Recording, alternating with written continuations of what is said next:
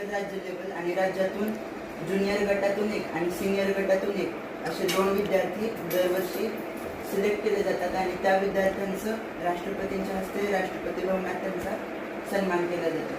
आणि यामध्ये माझा ज्युनियर गटातून सिलेक्ट झाला आणि या वर्षीचा जो काही कार्यक्रम आहे तो 2 वर्षीचा एकत्र कार्यक्रम आहे. माझ्या ज्युनियर गटातून यामध्ये सिलेक्शन झालं. त्यावेळेस निबंधाचा विषय होता की कचऱ्याची समस्या, त्याबद्दल तुमचे 5 उपाय लिहा.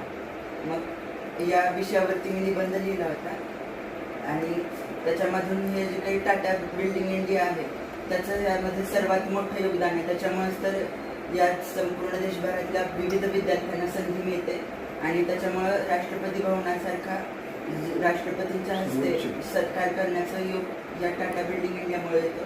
त्यामुळे त्यांचे देखील आभार. आणि आपण सर्वांनी वेळात वेळ काढून आपण इथे आला आणि माझा यथोचित सत्कार केला, माझ्या कुटुंबियांचा देखील सत्कार केला, त्याबद्दल आपण सर्वांचे मनापासून आभार.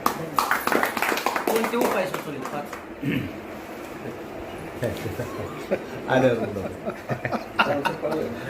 डिस्क्रिप्टिव्ह झालं ना ते, तुम्ही उत्तर छोटं उत्तर विचार